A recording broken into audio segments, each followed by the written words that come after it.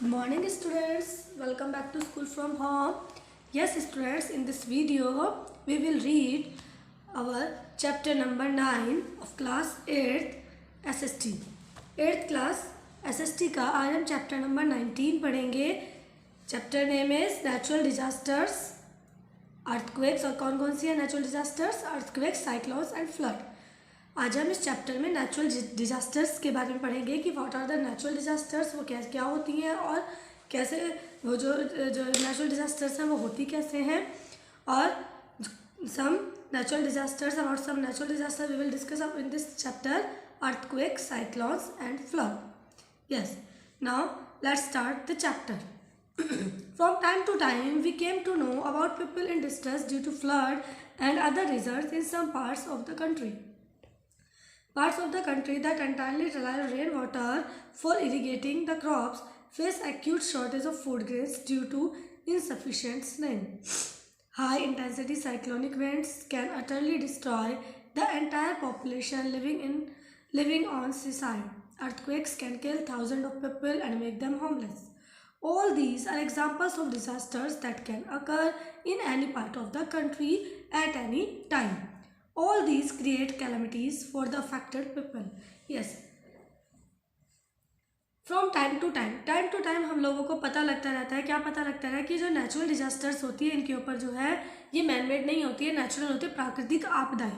इन हिंदी अगर हम इसको कहें तो ये होती है प्राकृतिक आपदाएं जो नेचुरल रीजंस की वजह से होती हैं. और टाइम टू टाइम हमें पता लगता रहता है. कभी कभी जैसे हम कहते हैं यहाँ पर फ्लड आई है, बाढ़ आई है, अर्थक्वेक, भूकंप आया है, या फिर कोई साइक्लोनिक इफेक्ट हुआ है. साइक्लोन मीन्स जो चक्रवात कहते हैं इसको, जो तूफान आते हैं जब हवा से तेज़ दबाव की वजह से. तो ये नेचुरल डिजास्टर्स होती हैं जो many type of reasons, due to many type of reasons these are occurred. Flood क्या है? देखो, जब हमारा जो एक्सेस ऑफ रेनफॉल, जब बहुत ज़्यादा रेनफॉल हो जाती है तो उसकी वजह से जो वाटर होता है तो वाटर लेवल बढ़ जाता है, जिसकी वजह से क्या आती है? फ्लड आती है. इन सम पार्ट ऑफ द, कभी कभी क्या होता है कुछ पार्ट्स में फ्लड आ गई है, कभी कभी क्या होता है कि कहीं पर साइक्लोनिक विंड्स जो है उसकी वजह से बहुत ज़्यादा डिस्ट्रॉय, विनाश होता है the entire population living on sea side. और ये जो साइक्लोन्स आते हैं ज़्यादातर कोस्टल एरियाज़ में आते हैं, जैसे कि उड़ीसा में आता है ज़्यादातर. उड़ीसा में जो कोस्टल एरियाज़ है, जो सी लेवल, जहाँ पर जो सी साइड एरियाज़ हैं वहाँ पर. और अर्थक्वेक्स जो है ये भी एक भूकंप, ये एक नेचुरल डिजास्टर ही होती है. इससे क्या होता है कि बहुत सारे लोग मर सकते हैं, है ना. ट्रिमर्स आते हैं, कंपन होता है धरती में बहुत हाई स्पीड से, धरती में की प्लेट्स में. तो उससे क्या है बहुत सारे लोग होमलेस हो जाते हैं. और ये जो सारे डिजास्टर्स हैं ये जो है can occur in any part, किसी भी कंट्री में और कभी भी ये नेचुरल डिजास्टर्स आ सकती हैं. और इनसे lot of damage to the life and the property. Life और प्रॉपर्टी दोनों का ही बहुत बड़ा नुकसान होता है. और इनके ऊपर मनुष्य का कोई कंट्रोल नहीं होता. बट अगर हम प्री प्लान होकर रहे हैं या फिर हम कुछ प्रिकॉशंस हैं जिनको लेकर हम इनसे बच सकते हैं, तो आइए जानते हैं इसके बारे में डिटेल से. नेचुरल हैजार्ड्स भी जो है वो डेंजर्स के लिए आता है, मतलब जो प्राकृतिक खतरे होते हैं वो कैसे होते हैं. Drought, flood, earthquakes and cyclones are natural hazards that can occur anywhere. ये जो ड्रॉट क्या होता है? जब लैक ऑफ वाटर, देखो जैसे फ्लड आता है वो एक्सेस ऑफ वाटर की वजह से होता है. जब रेनफॉल बहुत ज़्यादा हो जाती है तो वाटर लेवल बढ़ जाता है, जिसकी वजह से जो वाटर फ्लो जब बढ़ जाता है तो रिवर्स के से बाहर आकर जो है लिविंग एरियाज़ में आ जाता है, तब फ्लड आती है. तो ड्रॉट होता है सूखा. ये कब होता है? जब lack of water, lack of rain water, lack of raining. जब बारिश बहुत ना के बराबर होती है तो उसमें हमारा जो अर्थ है उसमें बीच बीच में क्या होता है, क्रैक्स पड़ जाते हैं और सूखा पड़ जाता है. तो उससे क्या होता है, हमारे एग्रीकल्चर जो है खेती पर बहुत असर पड़ता है. तो सूखा पड़ने की वजह से धरती फट जाती है, बीच बीच में क्रैक्स पड़ जाते हैं. अर्थक्वेक के बारे में आप सभी जानते ही हैं. जब अर्थक्वेक आता है अर्थ में हमारे ट्रिमर्स आते हैं, कंपन होता है. एंड साइक्लोन्स जो है वो कोस्टल एरियाज़ में आते हैं. जब वाटर में जो है वाटर वेव्स में क्या होता है, सी की जो समंदर की जो लहरें होती हैं उनमें टाइडल वेव्स आती हैं, बहुत हाई स्पीड्स के साथ पानी उठता है, तो तब साइक्लोन्स आते हैं. और ये सारी क्या है, नेचुरल डिजास्टर्स हैं जो कभी भी और कहीं भी हो सकती हैं. However, are some of the part of country where there is a great apprehensions on any of these calamities. और कुछ पार्ट्स हमारी कंट्री के ऐसे हैं जहाँ पर जो उसके जॉन एरिया माने जाते हैं, प्रॉन जोन, जहाँ पर ये नेचुरल कैलेमिटीज़ जो है ये होती रहती हैं, हज़ार्ड्स आती रहती हैं। ये फ्लड आकर फ्रिक्वेंटली इन बिहार। अब जैसे कि बिहार है, वहाँ पर बार बार जो है बाढ़ आती है। क्यों आती है? कि यहाँ पर बारिश बहुत ज़्यादा हो रही है। तो इस तरह से जैसे बिहार में बार बार बाढ़ आती है, फ्लड आती है, तो इसको फ्लड प्रॉन एरिया माना जाता है। इसी तरह से उड़ीसा में ज़्यादातर क्या है, ड्रॉट्स आते हैं, उड़ीसा में, है ना। और गुजरात में जैसे आपने देखो कच्छ के रण में कितना नुकसान हुआ था गुजरात में जब अर्थक्वेक्स आए थे। तो इसको गुजरात को जो है ये अर्थक्वेक प्रॉन एरिया माना जाता है। सी शोर्स इन उड़ीसा, जैसे कि उड़ीसा के जो सी शोर्स है, समुद्र के किनारे हैं, are more prone damage by cyclones. तो यहाँ पर जो है more prone to damage by cyclones. और इसको जो उड़ीसा को है, उड़ीसा में जो सी शोर वाला एरिया है, समुद्र के किनारे वाला कोस्टल एरिया है, वहाँ पर साइक्लोन प्रॉन एरिया उसको माना जाता है। क्योंकि वहाँ पर क्या होता है, originating on the high seas and travelling to the coastal areas at very high speed. तो वहाँ पर जो समुद्र की लहरें बहुत हाई स्पीड से ऊपर उठती हैं।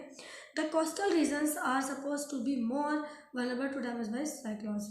जो कोस्टल एरियाज होते हैं, कोस्टल रीजन्स होते हैं, वो वहाँ पर बहुत ज़्यादा साइक्लोन्स आते हैं, बहुत ज़्यादा डैमेज होता है साइक्लोन्स की वजह से।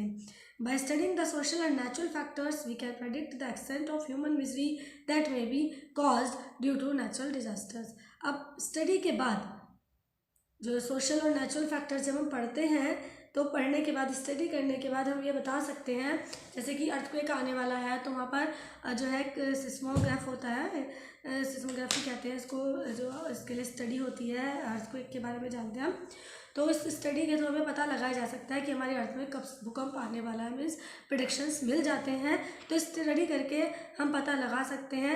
और ह्यूमन मिजरी जो है, जो मानवीय जो मतलब मिजरीज आती है, दुख आती है, परेशानी आती है, उसके बारे में हमें पहले से ही पता लग सकता है, जो नेचुरल डिजास्टर की वजह से होने वाला है, कि कितनी स्पीड से आएगा, कितना उसमें नुकसान हो सकता है, ये सब जो है स्टडी करके पता लग जाता है। ऑल दो the natural forces can't be control. यद्यपि जो नेचुरल फोर्सेस होते हैं, मैं आपको बता चुकी हूँ कि इनको कंट्रोल नहीं किया जा सकता, लेकिन फिर भी अगर हम कुछ प्रिवेंटिव मेजर्स का यूज़ करें तो हम उनसे कुछ हद तक बच सकते हैं। It is possible to undertake preventive measures. तो जो हम कुछ मापदंड का इस्तेमाल करके इससे बच सकते हैं, दैट, और हमारा जो ह्यूमन मिजरी है, जो मानव का दुख है, वो कुछ कम हो सकता है, परेशानी कुछ कम की जा सकती है इन प्रिवेंटिव मेजर्स का यूज़ करके। The measure that are undertaken before the disaster occurs and also after the disaster come under the disaster management. अब देखो डिजास्टर मैनेजमेंट में क्या होता है, प्री प्लान किया जाता है पहले से ही, जो है मतलब कोई नेचुरल डिजास्टर आने वाली है उसको प्रेडिक्शन मिल जाती है, जैसे मैंने आपको सिस्मोग्राफ के बारे में बताया।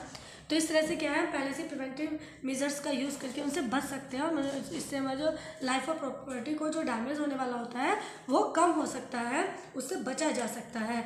तो इस तरह से डिजास्टर मैनेजमेंट में प्री प्लान किया जाता है। और जैसे जब पता लगता है कि कहीं पर कोई मतलब नेचुरल डिजास्टर्स होने वाली या होने वाली है, तो उससे क्या होता है, उसकी प्रिपरेशंस की जाती हैं और उसके इफेक्ट को जो है वो कम कर दिया जाता है। It can be said that की to disaster manage disaster preparedness, कि डिजास्टर मैनेजमेंट में जो है क्या है, प्री प्लान करके हम उससे बच सकते हैं। उसके की कहा जाता है एक चाबी कि मैनेजमेंट किया जाए। डिज़ास्टर मैनेजमेंट क्या है कि उसमें बहुत सारे जो कंट्रीज़ हैं वो सब मिलकर इसमें एक मतलब बहुत बड़ा इशू बना हुआ है, एक इम्पॉर्टेंट इशू बना हुआ है बहुत सारी कंट्रीज़ में।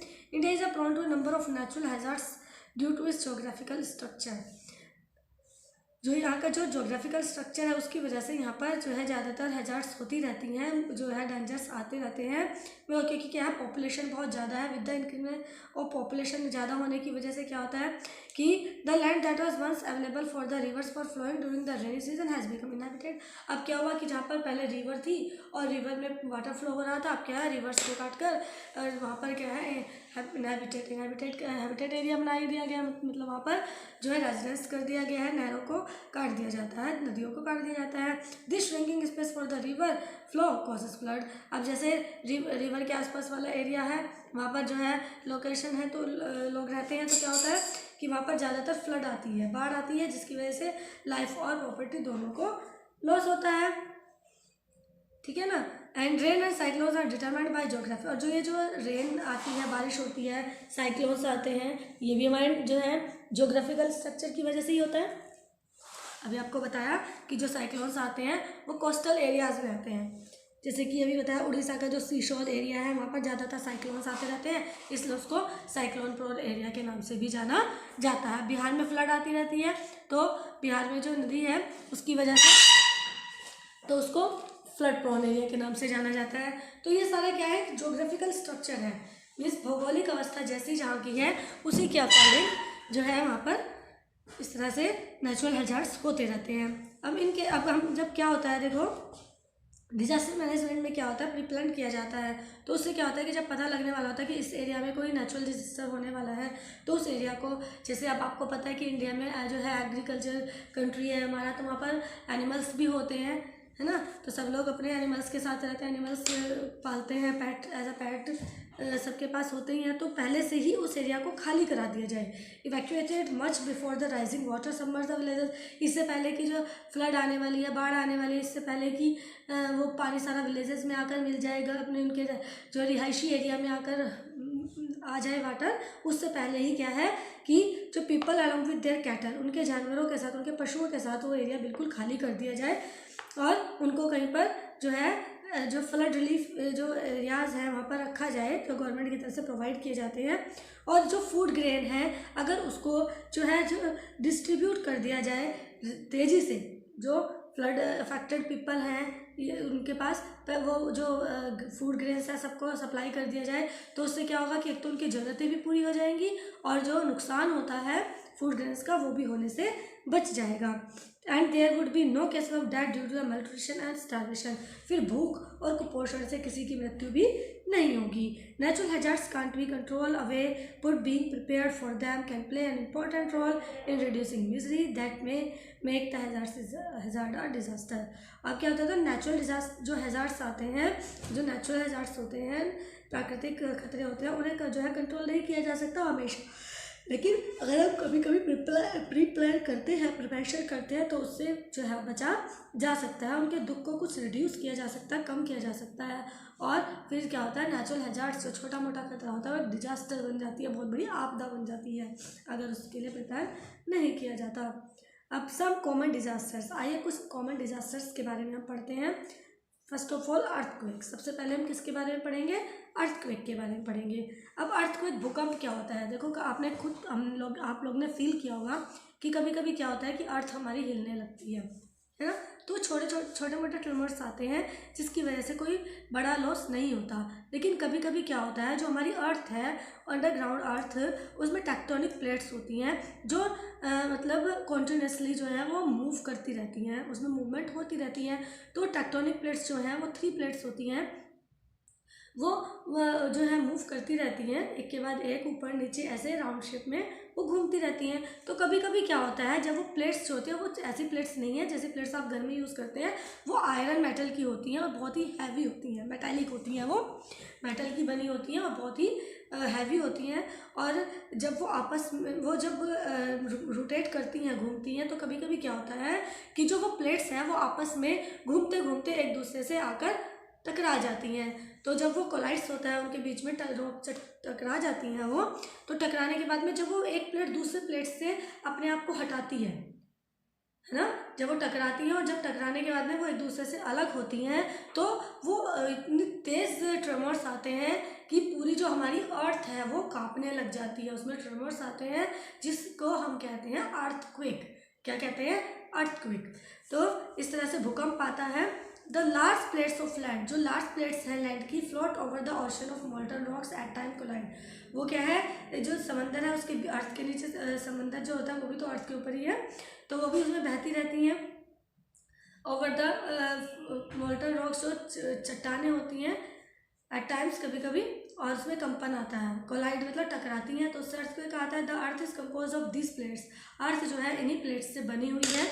These have been moving and shifting for many thousands of year, और ये बहुत सारे कई सालों, आज नहीं कि आज से घूम रही हैं, हज़ारों करोड़ों सालों से ये जो है हज़ारों सालों से प्रोसेस में है, मूव करती हैं, शिफ्टिंग होती है इनमें। In this process huge amount of energy is released resulting in tremors on the earth, और जब ये बहुत एनर्जी के साथ रिलीज होती है, जब एक दूसरे के साथ घूमती हैं, रोटेट करती हैं, तो जब इनसे क्या होता है, ट्रिमोर्स आते हैं, कंपन आते हैं, कैसे आते हैं वो मैंने आपको बताया कि जो प्लेट्स मूव करती हैं जब वो टकरा जाती हैं आपस में, उनमें टकराव होता है और जब वो एक दूसरे से अलग होती हैं तो उसमें बहुत ज़्यादा एनर्जी लगती है, जिसकी वजह से उनमें अर्थ में हमारे ट्रिमर्स फील होते हैं। ट्रिमर्स का मतलब होता है कंपन।